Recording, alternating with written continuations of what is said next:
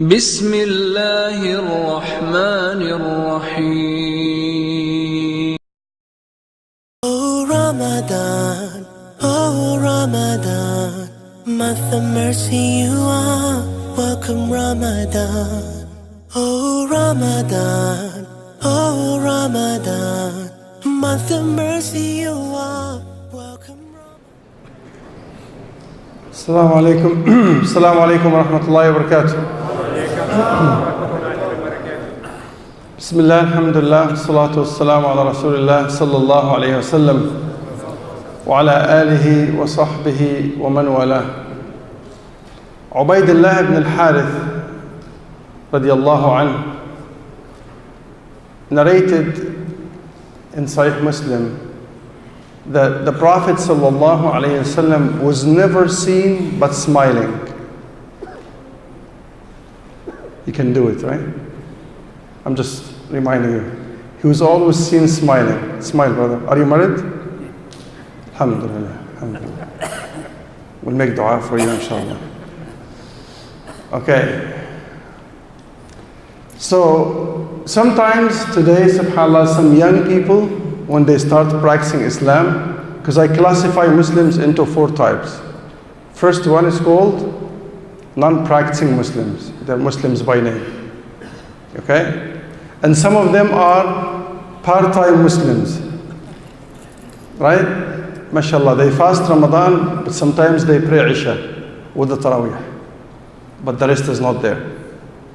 And there are some people called full-time Muslims, alhamdulillah. Can you take a guess? What's the 4th type? Is there anything after full-time Muslims? Hello? Yeah, all-time Muslims. Because you could have 2 full-time jobs, right? But subhanAllah, can you stop being a Muslim for a second? Say no or no. You can never stop. From the moment you come, wallahi, you cannot guarantee that breath because it's coming from Allah. So you have to be an all-time Muslim, right? Okay, tonight inshallah, I'm just going to put a smile on your face and I'm going to disappear inshallah because people say I talk too much. This is why they say never give a mic to a sheikh, right? Okay, there was one of the Sahaba, by the name of Nu'ayman al-Ansari. And like the young people today who are addictive to YouTube, something called pranks? Abdul Fattah, you know that, right? Because Abdul Fattah was acting with us, inshallah, you're gonna see new stars, inshallah, next skit, inshallah, on Friday. You know pranks, right? Some people who trick you. So Nu'ayman was like that. MashaAllah. More than 14 centuries ago, yeah, I'm gonna share one with you now. One day he was traveling with Abu Bakr radiallahu anhu. And there was another Sahabi called Suwaybat ibn Harmala. What's his name? Yeah, what you said, okay? Yeah, that's tough for you. Suwaybat ibn Harmala. So Suwaybat ibn Harmala was in charge of the food, okay? Abu Bakr radiallahu anhu assigned him to be in charge of food. So while they were traveling, Nu'ayman felt hungry. And Nu'ayman was like a comedian. So he said, Suwaybat, give me some food. He said, no, not before Abu Bakr radiallahu anhu comes back. He said, Suwaybat, give me some food. He said, no, not before Abu Bakr comes back. He said, this is the last time, Suwaybat, I'm going to ask you politely, give me some food, I'm starving. He said, not before Abu Bakr comes back. He said, okay, wait.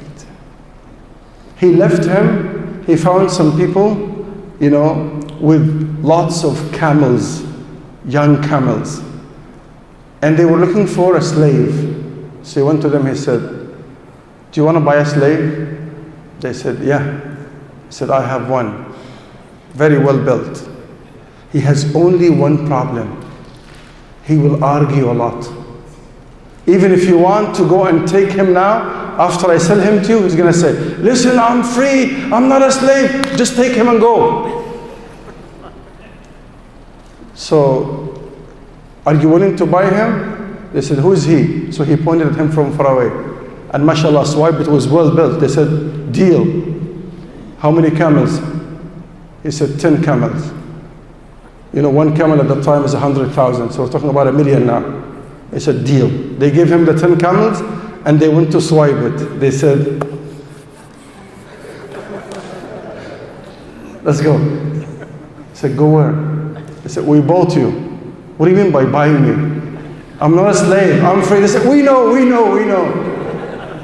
So they put a leash around his neck and they pulled him and they took him and they went. Abu Bakr radiallahu anhu comes back. Nu'ayman ate the food. He said, what is swipe it? They said, I sold him. He's like, what? He said, I sold him. He said, what do you mean? He said, 10 camels are better than him. Look, 10 young camels. He said, what did he do? He said, wallahi, I sold him. That's just the guy's luck left. So Abu Bakr radiallahu anhu took the camels, gave them back, and he brought him. When they went to the Prophet ﷺ and they shared the story, they said, every time the Prophet ﷺ would remember the story for a whole year, he will laugh again. So remember that one, inshallah. I'll leave you with a cliffhanger, inshallah, which is, it's not haram to smile. Wallahi. You know, I know some people, you tell them, smile, brother, they're going to say, astaghfirullah. How can we smile? And what's going on in the ummah now? I say, brother, would your frown change what's happening in the ummah now? Be positive. Wallahi, Allah will never change our conditions until, you know, I can get the Shaykh with his beautiful recitation to say the ayah, Inna Allah la yughayyiru ma bi qawmin. And wallahi, I was stopped by a brother and he said, please, he begged me to share this with you. If we cannot change our behavior around our loved ones, wallahi, will never change. He told me, Sheikh, outside, when the brothers are like coming in or leaving, they're driving at 30 or 50 kilometers per hour inside the parking lot. No courtesy for sisters who want to cross or people walking with children. I'm sorry, wallahi, I hate to do this to you.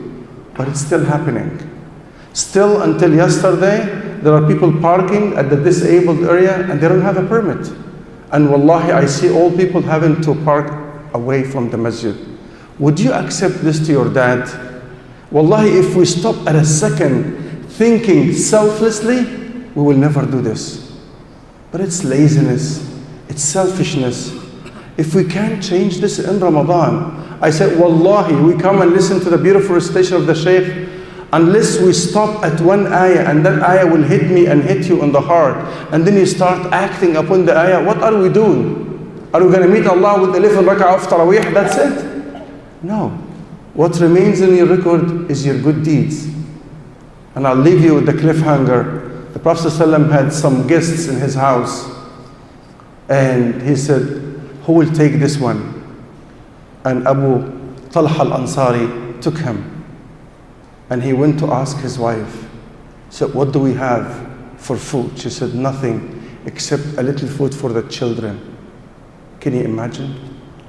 He said, try to get the children to sleep without food, because we have a guest, and that guest is given to us by the Prophet ﷺ. We have to honor him. Imagine, let me freeze the camera there and bring it to the 21st century now. If you say this to your wife, she's going to call 311, child abuse. Am I right or right? Or at least 911. She's going to say, my husband he wants to starve the children to give food to. So subhanAllah, she put the kids to sleep and she brought the food and she dimmed the light.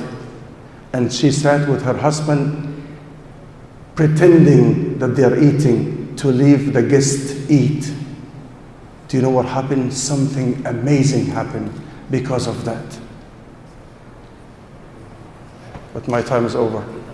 So we'll continue tomorrow, inshallah. Jazakumullah